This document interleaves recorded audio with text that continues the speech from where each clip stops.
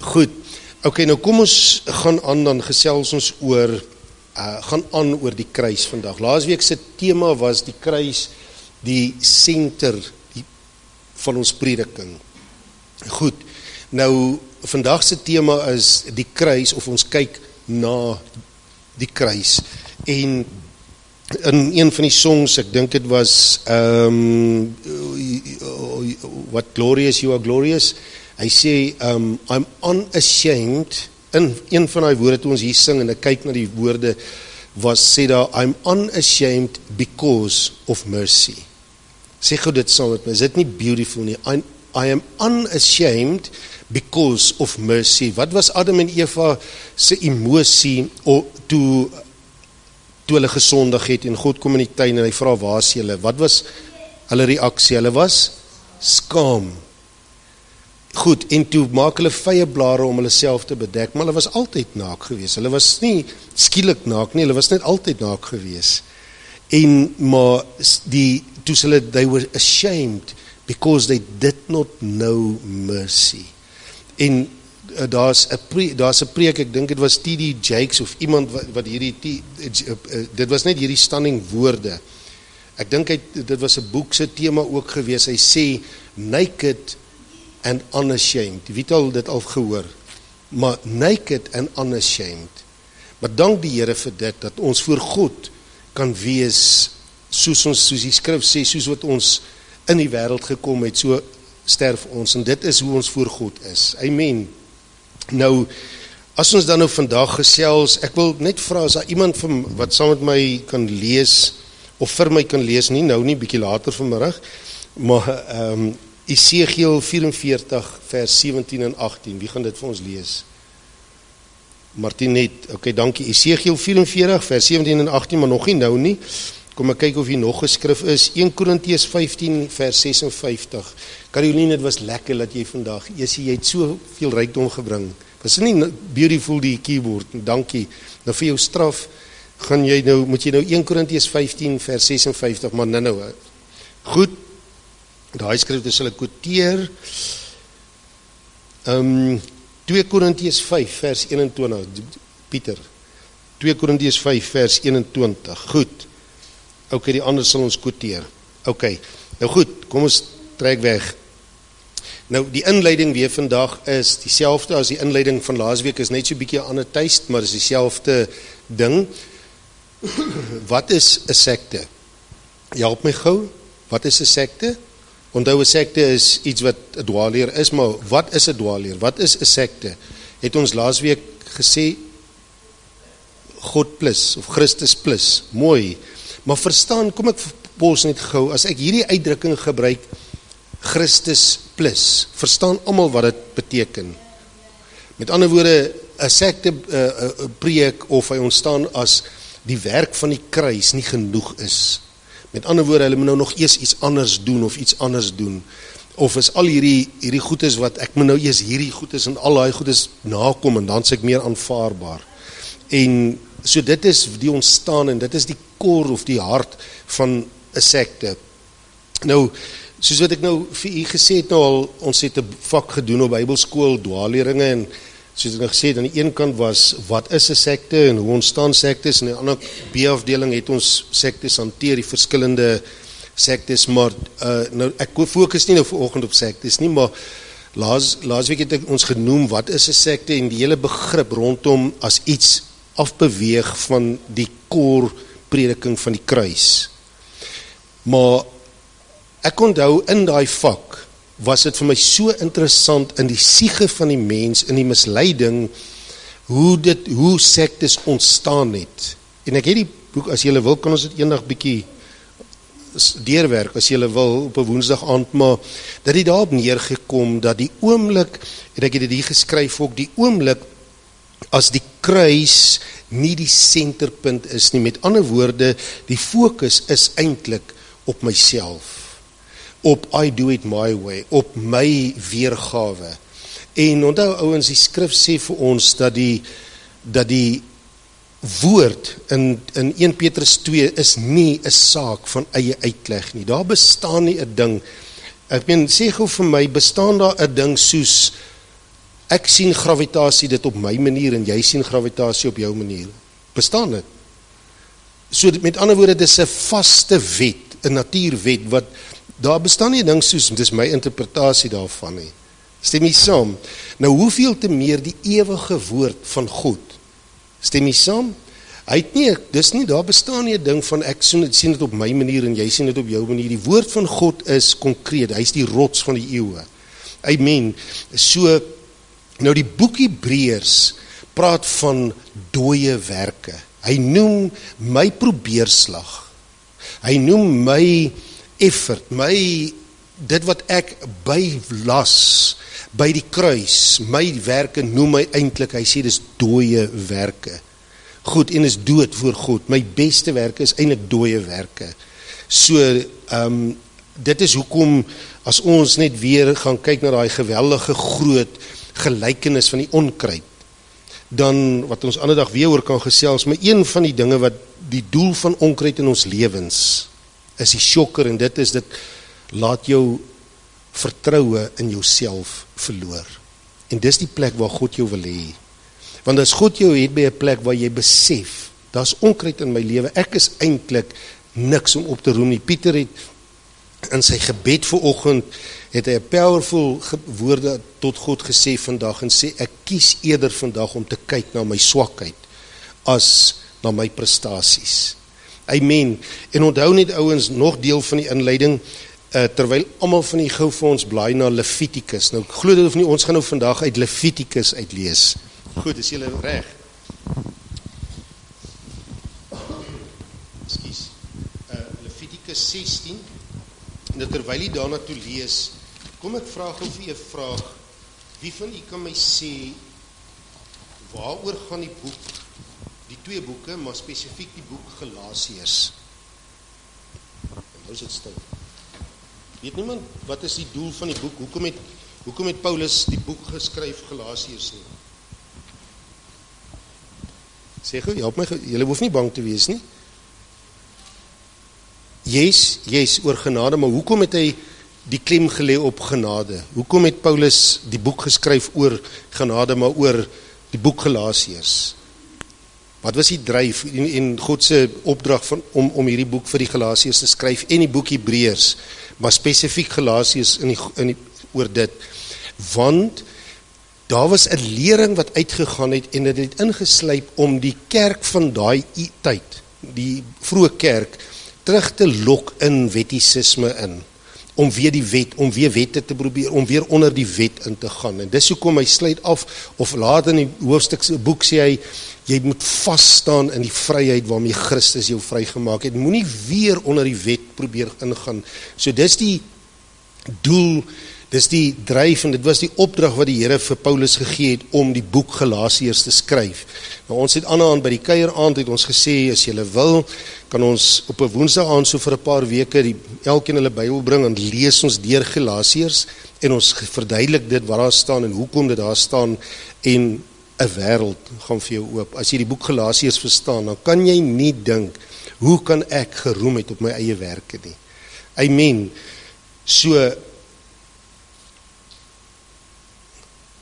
is doodstil hier vanoggend. Okay, nou wonderlik gaan hulle nou Galasiërs lees, okay, maar in elk geval, kom ons begin by Levitikus. Nou, Levitikus is almal in die Bybels daar by die boek Levitikus 16. Goed, nou Levitikus 16, as in my ou Afrikaanse vertaling staan, die opskrif sê, die groot versoendag. Nou die groot versoendag in die woord dag, wie van julle weet, by the way, wil julle Hebreëse woord weet? Wat is die woord dag in Hebreëus? As julle moes dit al ergens gehoor het, is die woord Yom. Yom, goed, Yom is dag. Goed, Yom Yahweh beteken die dag van die Here. Yom, die groot versoendag in die Hebreëus beteken Yom Kippur. Het jy al hierdie uitdrukking, wie het al hierdie uitdrukking gehoor? Nou Kippur is, dit beteken die versoening, so dit dui op die kruis. So as jy aantekeninge maak in die Bybel, kan jy daar langs aan waar staan, ek weet nie in die ander vertalings, of hy ook die opskrif het nie, maar bo Levitikus 16 kan jy net skryf die kruis. Dit was die groot versoendag. Onthou wat sê ou Etienne altyd, jy kan nie die Ou Testament verstaan sonder die Nuwe Testament nie. So die versoendag, dit was nie 'n ding wat op sy eie gestaan het daai tyd nie, dit was 'n heenwyse na die kruis wat sou kom. Goed, so hierdie was 'n opdrag. Nou, wat lees ons? Ek wil hê, jy moet die beeldspraak en wat moet luister vandag, en is jy gereed vir 'n geweldige openbaring vandag? Is jy honger vir 'n openbaring? Amen. Nou kom ons hoor wat sê die Here vandag. Nou die Here gee 'n opdrag en hy sê hierso met die versoendag was daar diens. Onthou die boek Levitikus kom van die woord Levi af. Dit was die Leviete gewees wat die diens gedoen het. Goed. Dis hoekom dit al die wette was en dit klink val, maar dit is baie rykdom as ons hier kyk regtig. As ons dit lees deur die bril van die Nuwe Testament, dan is dit eintlik amazing. Nou in vers, terwyl hy sê hierso, nou wat moet gebeur as hulle nou die versoendag, met ander woorde as hulle die offer gaan bring het, aan die groot offer gebring het, wat was die gebruik en alles. Nou ek gaan nie oor alles nou gesels nie, maar vers 4 sê hier 'n geweldige, hoor nou mooi wat sê vers 4 hierso. Nou ek wil hê jy moet in die Bybels kyk en dan lees jy saam met my dit. Hy sê in die ou vertaling, hy, dis nou die priester, of die hoëpriester, moet, wel die priesters van daai tyd, hy sê, hy moet 'n heilige linne rok, nou sê saam met my linne rok. Ok, julle is baie stil vanoggend, maar tik dan die een langs jou, dan fluister jy in sy oor as jy bang is, ek hoor jou, sê net vir hom linne rok, goed, hy moet 'n linne rok aantrek, en 'n linne broek moet oor sy vlees wees, en 'n linne gordel moet hy hom omgord, en 'n linne tulband moet om sy hoof wees. Nou, dit klink asof die Here redelik ernstig is, particular is, oor wat hy wil hê hulle moet hier aantrek. Stem jy saam? Jy sê, ouens, julle is of stil of julle wonde is nou afwagtend vir iets groots. Goed, so die woord linne is die aksent hierso, stem jy saam? Dis die nominatief as jy nou die Grieks en Hebreëus gaan kyk. Nou hoor nou wat sê die Here aangaande dit. Hy sê dit is heilige klere. Nou merk gou daai woordjie dit, linne klere is heilige klere. Sê dit gou saam of maak 'n liedjie daaroor of 'n rympie. Linne klere is heilige klere. Relax nou net. Jy beteken nou nie jy moet nou vandag net linne klere dra nie. Relax nou.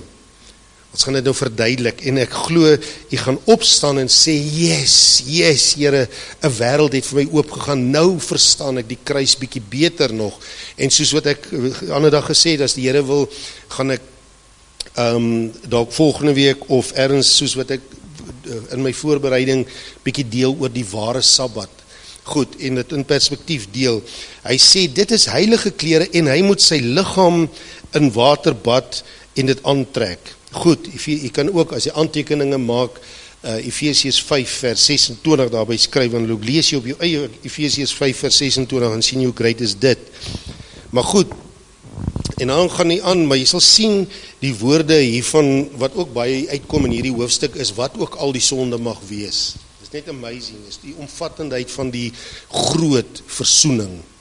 Die omvattendheid van die groot versoening. Nou goed, ons blaai aan, kyk gou daar vers 21.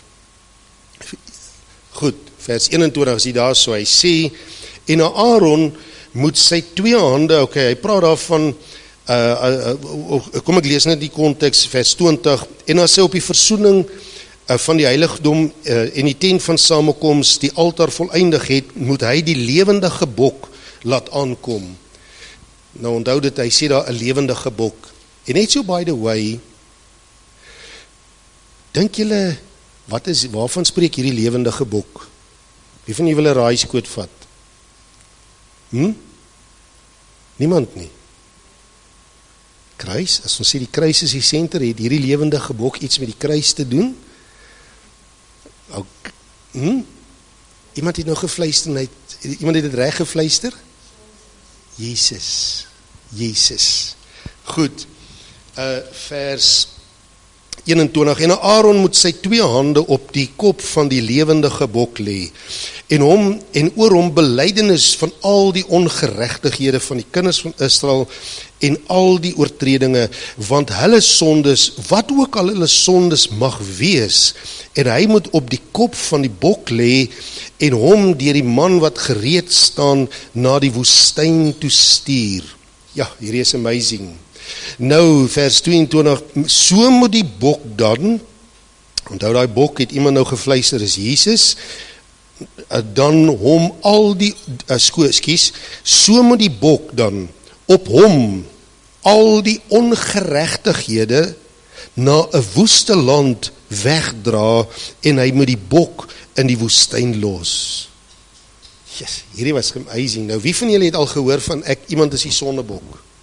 Nou, hier is waar die woord eintlik sy ontstaan het, is die sondebok. Jesus was die sondebok. Goed, wat gebeur het? Hulle het die ongeregtighede op die, as die priesters dit nou neergelê het, of hulle hande gelê het op hierdie bok, dan het hy, wat die sondebok is, moes hulle hom in 'n woeste land. Nou ouens, het u geweet, daai woordjie woeste land is dieselfde woordjie wat vertaal word as hel. Wow. Daai woordjie woeste land in sy oorspronklike woord beteken forgotten,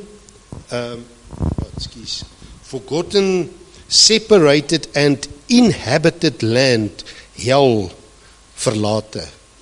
En dis hoekom Psalm 22, wat het Jesus het Psalm 22 gekwoteer en gesê, my God, waarom het u my verlaat? Dit was hierdie woeste land.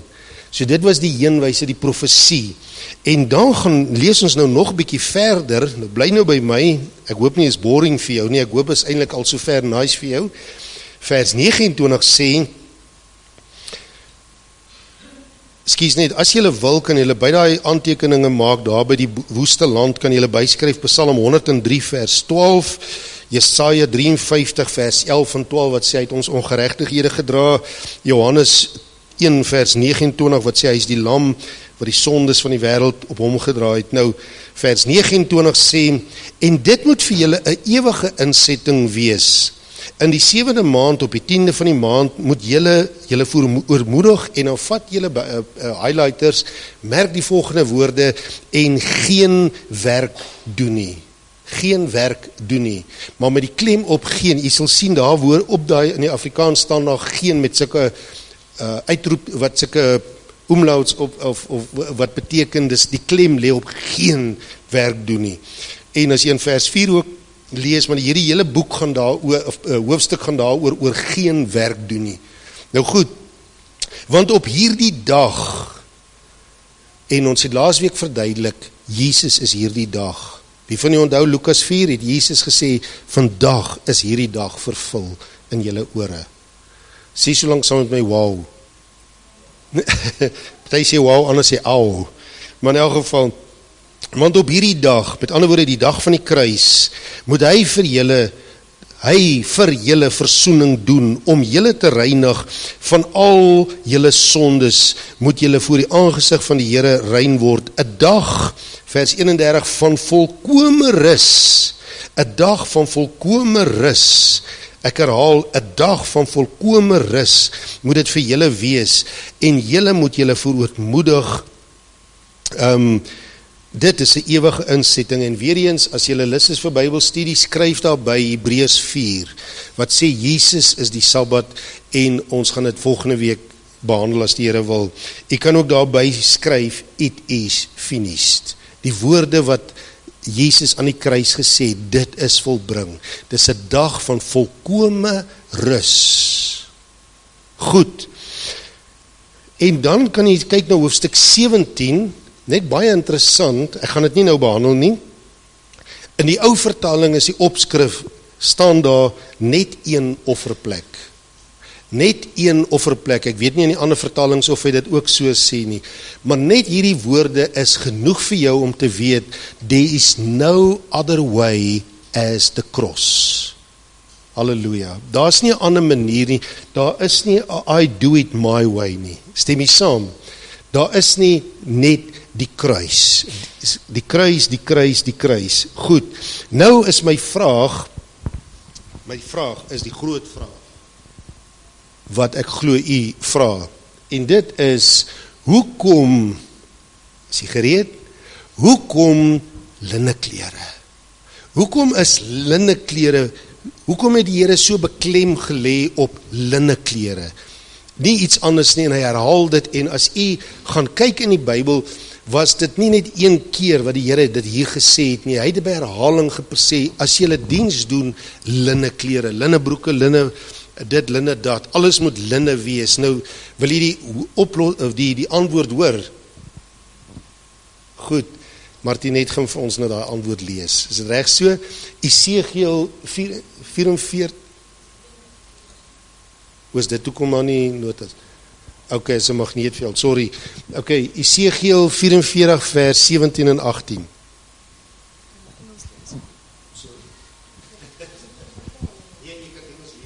Okay. It shall be that when they enter the gates of the inner courtyard, they shall be clothed in linen garments. No wool shall be on them while they minister at the gates of the inner courtyard and within the temple. They shall have linen turbans on their heads and linen undergarments on their loins. They shall not dress themselves with anything which makes them sweat. Goed, ek het gedog, hier gaan allemaal van julle opspring en sê, nou vang julle. Moet ek dit maar verduidelik? As jy niemand sê, ek moet dit verduidelik, en kan ons amen sê, so dan gaan ons huis toe. Ok, goed. Maar in elk geval, so, voor ek amen sê, kom ek lees net gou hier, so, wat het die Here, wat is die antwoord, wat het Martin net nou vir ons gelees? Hy sê herhaling daar, so hy sê, linneklere moet julle aan het, en dan sê hy, jy mag nie iets aan hê met wol nie. En dan sê hy, wat is die rede, jy mag nie iets aan hê wat jou laat sweet nie. Ok, ek gaan nou amen sê, want julle is doodstil. Goed, jy mag nie jou iets aan hê wat jou laat sweet nie. Nou as jy jou laat sweet, waar kom sweet vandaan? Wat sê jou Etienne altyd, as ons iets wil verstaan wat dit beteken, gaan lees waar jy dit die eerste keer lees. Waar lees ons van sweet, ouens? In die sweet van jou aangesig. Met ander woorde die vloek. Met ander woorde die vloek. Nou ouens, so die vloek het te doen met sweet. En die vloek het sweet gebring. Adam en Eva het vye blare, hulle het hulle eie werke gebring. Met ander woorde, linneklere beteken om nie te sweet nie, om nie I do it, om nie my eie effort by te sit nie. En onthou, hierdie was 'n gebruik wat die Here gesê het wanneer hulle bedien het. Luister ouens, wat beteken hierso is, as die ouens sport gedoen het, of iets anders te doen het, dan het hulle gesweet. Maar die oomblik wanneer hulle in die teenwoordigheid van God diens gedoen het, mag hulle nie gesweet het nie. Wat dit beteken is, dit dui op die werk voor God. It is finished. Die kruis alleen, so met ander woorde, maak het vir jy sin. Ja, dankie, goed. Ek weet nie wat aangaan vanoggend nie, maar is reg. Kom ons blaai gou na Numeri 21 en maak ons klaar. Numeri 21. Kom ons blaai gou na Numeri 21 toe. Goed, hy sê soos Numeri 21, is jy almal daar so? Vers 1. Alright. Kan ek maar lees? Ok.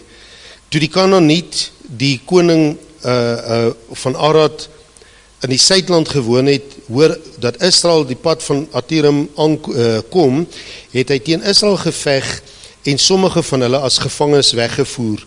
Daarop het Israel aan die Here 'n gelofte gedoen en gesê, as hierdie volk heeltemal in my hand gee, sal ek hulle stede met die bandvloek tref. En die Here het gehoor, net 'n wonderlik daai woorde, en die Here het gehoor. Amen. En die Here het gehoor na die stem van Israel en die Kanaaniete oorgegee, en hy het hulle stede met die bandvloek getref en die plek Horma genoem. Toe trek hulle van die berg Horma af weg na die Skelfsee om die land Edom te trek, maar die siel van die volk het op die pad ongeduldig geword en die volk het teen God en teen Moses gespreek, waarom het u ons uit Egipte laat optrek om in die woestyn te sterwe? Want daar is geen brood en geen water nie, en ons siel walg van die ellendige kos. Net daarso sien ons die een oomblik, bring hulle aan God 'n belofte en sê, Here, as u ons sal red uit hierdie hand uit, dan sal ons aan u die eer gee en alles, en die Here doen dit. Die volgende oomblik toe murmureer hulle klaar, die volgende oomblik toe rebelleer hulle. Is dit nie maar die trant van die mens nie? Maar hoor nou hier, ouens, goed, party van die ken seker wat hier aan die gang is, vers 6. Nou mag die Here vir jou 'n groot openbaring gee vandag. Hy sê, toe stuur die Here giftige slange onder die volk, wat die volk gebyt het, en die mense uit Israel het gesterwe. En die volk het na Moses gekom en gesê, ons het gesondig, dat ons teen die Here en teen u gespreek het. Bid tot die Here. Nou daai woordjie Here is H-E-R-E, wat die Hebreëse woord daarvoor is Yahweh, wat beteken die verbondsgod. Dat hy die slange van ons wegneem, en Moses het vir die volk gebid. Daarop sê die Here vir Moses, maak vir jou 'n giftige slang. Nou merk in jou Bybel 'n giftige slang, nie sommer net 'n slang nie, 'n giftige slang, en sit dit op 'n paal. Nou merk hy woordjie paal. Wat sê jy Etienne altyd? Jy verstaan die Ou Testament? Die kruis. Goed. En sit dit op 'n paal, dan sal elkeen wat byt, en elkeen wat gebyt is, en daarna kyk, waarna kyk? Na die slang op die paal, lewe. Toe het Moses, sê saam met my, of merk daar woorde, 'n koperslang, ek gaan dit nou verduidelik alles, 'n koperslang gemaak, en dit op 'n paal gesit, en as 'n slang iemand byt, en hy kyk na die koperslang, het hy in die lewe gebly. Nou ouens, ek glo, as ek nou die mikrofoon hier omstuur, gaan nie vir my hierdie hele gelykenis uit, of hierdie hele gebeurtenis uitlê, omdat u die Nuwe Testament verstaan. Goed, wat is hier aan die gang? Help my gou. Goed, dit is baie stil vandag, maar in elk geval, goed, kom ek gee gou vir jou 'n paar skrifte. 1 Korintiërs, lees iemand vir ons 1 Korintiërs, Caroline, 1 Korintiërs 5 vers 56. Die dood kry sy angel van die sonde, en die sonde kry sy krag van die wette, maar ons moet vir God dankie sê, hy het ons laat oorwin, omdat ons aan sy Here, Jesus Christus, behoort. So, waar het die krag van die sonde? In die wet. Goed, nou oké, maar kom ons, wat is so, maar hy praat hier so, dat die bron, die slang, kom ek verduidelik het vir u so, Romeine 3 vers 23 en Romeine 6 vers 23 sê onderskeidelik vir ons, die loon, wie van u ken dit, van die sonde is dood, is die dood, maar die genadige gawe van God is die ewige lewe. En dan sê hy, almal, nie party nie, almal het gesondig en dit ontbreek hulle aan die heerlikheid van God. Goed, so die slang, die gif van die slang is die gevolg van die sonde. Ons het nou ongelukkig nie die notes hier so, maar die gif, daai slang symboliseer die sonde. En die gif symboliseer die gevolg van my sonde. Die loon van die sonde is die dood. Goed. Nou, hoekom het God 'n koperslang? Wat is koper? Waarvan spreek koper? Wie van julle wil 'n raaiskoot vat? Koper in die Bybel is 'n simboliek van judgment. As enig iets wat onder oordeel gekom het, as hulle 'n ding moes gemaak het wat deur God vervloek was, moes dit 'n koper ding gewees het. Koper in die Bybel symboliseer oordeel, God se judgment op iets. So hy moes 'n koperslang, hy maak toe 'n koperslang en sit dit aan 'n paal. Nou geliefdes, kom ek sê gou vir u, Johannes 1 vers 29 en Johannes 1 vers 36 staan Johannes en hy wys na Jesus en hy sê, kyk na hom, kyk na die lam en hy plaas die fokus op hom. Wat het gebeur aan hierdie kruis, of aan hierdie paal? Die een wat gekyk het na die slang. Stem jy saam? Nou moet almal van u wat hier sit, blaai na Johannes 3. Johannes 3. Dit klink vandag soos tolle. Wat sê so gaan hy maar? Johannes 3 vers, is almal daar, vers 14. Nou wil jy die uitleg kry, hoor wat hier staan. Die uitleg sê die volgende, en u gaan vandag net sê, Here, dankie vir laat die Ou Testament vir ons lang, dankie dat ek al hoe meer verstaan, ek verstaan die Ou Testament, omdat ek die Nuwe Testament lees. Ek verstaan die Nuwe Testament, omdat ek die Ou Testament lees. En vers 14, en net soos Moses die slang in die woestyn verhoog het, so moet die seun van die mens verhoog word, sodat elkeen wat in hom glo, nie verlore mag gaan nie, maar die ewige lewe kan hê, want so lief het God die wêreld gehad, dat hy sy eniggebore seun gegee het, sodat elkeen wat in hom glo, nie verlore mag gaan nie, maar die ewige lewe kan hê. Almal ken Johannes 3 vers 16, is dit so? For God so loved the world. Maar wat is die voorafgaande verse, hoekom hy dit sê? Die voorafgaande verse is dit, dat hy sê, dat dit verwys na die slang aan die paal. Met ander woorde, hierdie is 'n gebeurtenis waar Jesus die senter is, wat die kruis, waar, met ander woorde, as ons kyk na die kruis, nou 2 Korintiërs 5, Pieter, hoor nou gou 2 Korintiërs 5 en dan vat ons saam. 2 Korintiërs 5 vers 21. Want hy het hom wat geen sonde geken het, sonde vir ons gemaak, sodat ons kan word geregtigheid van God in hom. Hy, die Vader, het hom, Jesus, wat geen sonde geken het nie.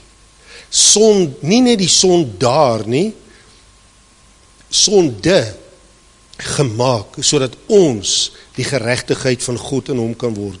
Geliefdes, kom ek sluit af met hierdie woorde. Jesus het nie net die gevolg van die sonde gedra nie. Hy het dit ook, maar hy het nie net die gevolg van die sonde gedra nie.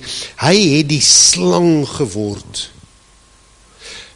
Pieter het gelees in die Nuwe Testament, hy het die sonde geword. Hy het die daad geword. Hy het die alles oortreffende trap geword, sodat ons hy het die daad van die sonde geword, sodat ons God se geregtigheid kan word. Nou geregtigheid beteken stryd, die Engels sê right standing with God, that we can be in right standing, sodat almal wat in hom glo, almal wat na hom kyk, kan lewe.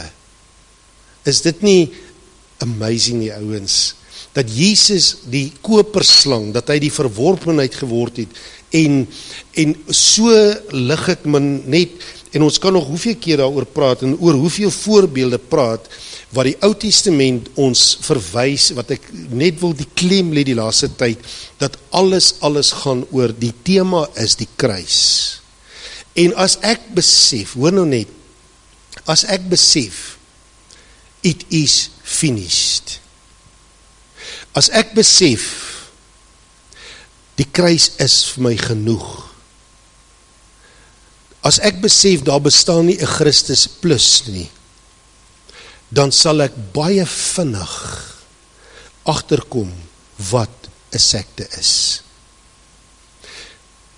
1 Johannes 4 vers 1 sê, geliefdes, glo nie, wie van die weet wat daar staan, elke gees nie, maar stel dit op die proef, of dit uit Christus is of nie.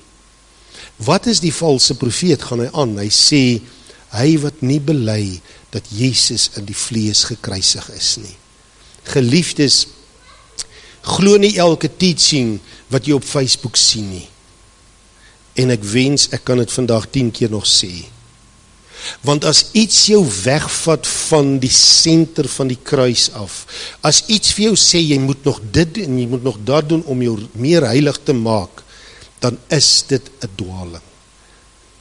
Straight forward. En as ek dit verstaan, wat as u vandag besef, hoe toegerus u eintlik is, as ek die goed is vir u sê, dan kan u maklik, as u daar buite kom, onderskei tussen wat van God is en wat nie van God is nie. En dan sal jy verstaan hoekom Paulus so maklik kan sê, ag man, al sou hier 'n engel hier aan my verskyn en hy sê vir my ek moet al hierdie goedes doen, dan is dit nie van God nie. Dan laat hom 'n vervloeking wees, want ek het my openbaring gekry van die kruis. Die kruis is genoeg. It is finished. Nou ouens, ek sluit hierdie woorde af en quoteer 1 Kronieke 21 vers 13 wat ek laasweek gekwoteer het, en dit is, ek val eerder, en dit is in die Ou Testament waar Dawid dit gesê het, ek val eerder in die hande van 'n lewende God voordat ek val in die hande van mense, want by God is daar genade, maar nie by mense nie. Geliefdes, by God is daar genade. En ek dank die Here altyd, as dit wat ek altyd so moes geluister het as student, en deur die jare heen was vir my so kosbaar gewees, hoe dit ingedrul is, om nie so seer eintlik, ek sal nie sê nie te luister nie, dis nie wat ek sê nie, maar nie net te fokus op mense se woorde wat hulle noem nie, maar om te fokus op die gees waaraan hulle bedien. En as iemand met 'n harde gees preek en judgment preek en daar nie genade, die fondasie nooit genade is nie, dan kan 'n ou nie identifiseer daarmee nie. Stem jy saam? En ek quoteer hierdie woorde wat ek altyd sê, wat is die verskil tussen die twee stellings? Die wêreld sê die waarheid maak seer. Die Bybel sê die waarheid maak vry. Baie maklik. Johannes 1 vers 14 wat sê grace and truth. Die waarheid sonder genade maak mense seer. Die waarheid met genade maak mense vry. Nou 1 Johannes 1 vers 9 sê, as ons sondes bely, hy is getrou en regverdig. En dan gaan hy aan, hy sê, broeders, ek sê nie dat julle moet sondig nie. Maar as julle gesondig het, ons het 'n voorspraak. So, hierdie woorde is, by hom is daar genade. As jy gesondig het, kyk na die slang aan die paal. Amen. Halleluja. Straight forward. As jy gesondig het, kyk na die slang aan die paal. En geliefdes, ek dank die Here altyd vir 'n skrif wat Paulus byvoorbeeld onder andere sê, hy sê ons sondig daagliks. En geliefdes, dis 'n ongoing ding. Dank die Here vir daai woorde. Want ek onthou net, toe ek net by die Here uitgekom het, het ek, soos miskien van u ook, baie gebattle met hierdie uitdrukking, maar ek het nou by die Here uitgekom, maar wat as ek nou weer gaan sondig? Of het van julle dit nog nooit gedink nie? Maar by hom is daar genade. En dank die Here dat ons voortdurend na die woorde van Jesus aan die kruis kan kyk. Kyk voortdurend na die slang aan die paal. Amen. Kom ons bid saam.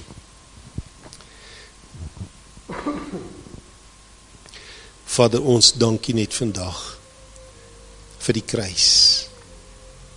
Ons dankie Here vir elke keer wanneer ons kan terugkyk na ons, ook na ons eie foute. Ons dankie dat ons kan wegdraai van gister, en ek dankie vir Paulus wat ons leer in Filippense 2, dat hy selfs wegkyk van sy eie suksesse af. Want hy sê, dit is 'n struikelblok. As ek daarby vas staan, want het so gou die geleentheid om my hoogmoedig te maak. En my te kan laat roem in my eie werke. En die oomblik as ek roem in my eie werke, dan val ek en dan sien ek maar net weer die feilbaarheid van die mens. En dan kyk ek maar net weer op na die kruis, na die slang. Here, dat U wat geen sonde geken het nie, die rein Jesus, God, heilig, wat gekom het en die sonde geword het, sodat elkeen wat in hom glo, elkeen wat na hom kyk, met geloof, nie die effek van die gif dra nie, nie die effek van die sonde dra nie.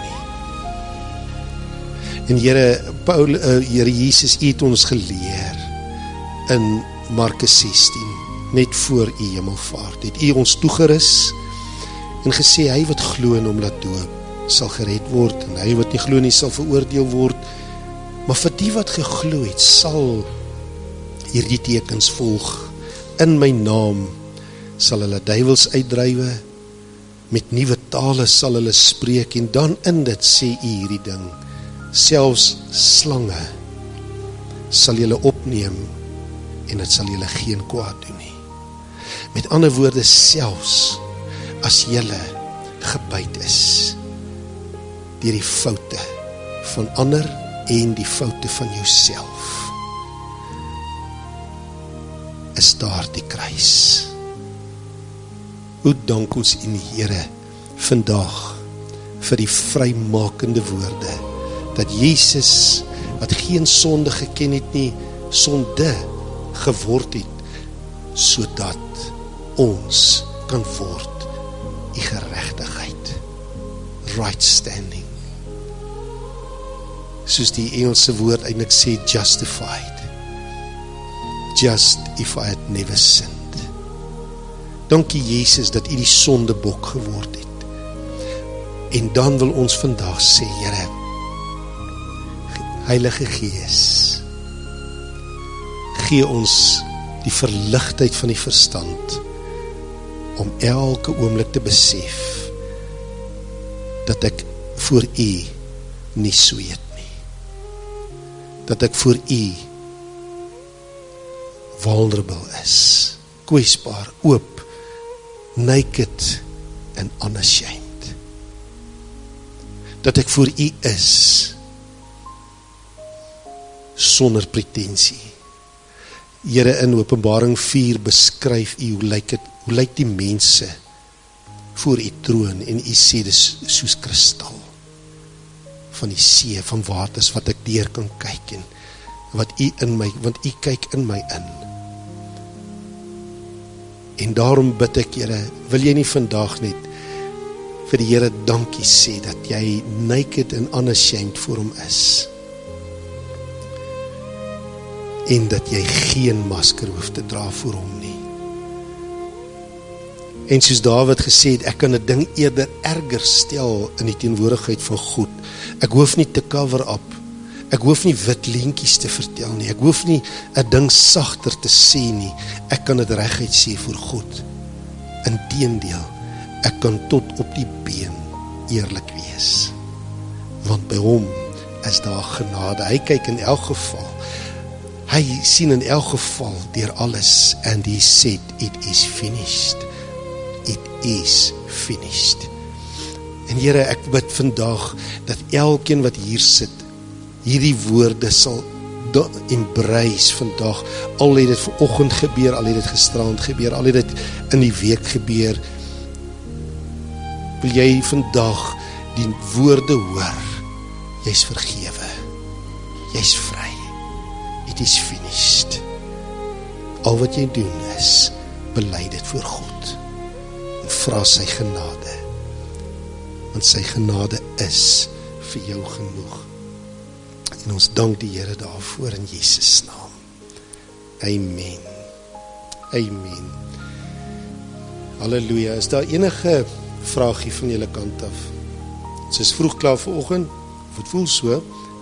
O, ek dog amper, sy steek haar hand so vinnig, toe is dit nou 'n stuk wol, nie ek joke net, ja, Julia.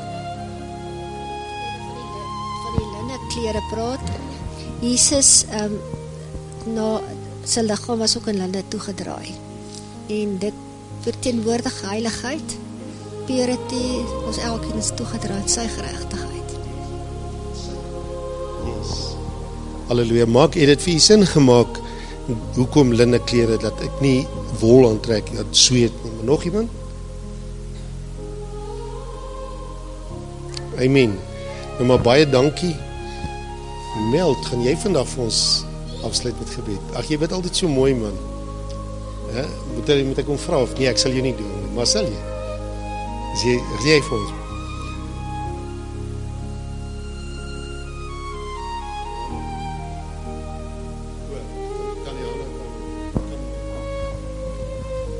Almagtige Vader, ons kom vandag en ons kom bely dat ons sondig is. Maar dankie. Dankie dat U van voor die voorlegging van hierdie aarde af het U vir Jesus beplan om ons uit hierdie verskriklike sondes uit te trek, Here. En dankie dat U reddende regterhand vir ons uit modder uittrek, Here, sodat ons op die heilige rots kan staan. Amen. Dan het nou dit op so 'n manier dit is nou net 'n beautiful, powerful gebed. Dankie. Toe kom ons drink lekker koffie. Julle is welkom en baie lief vir elkeen.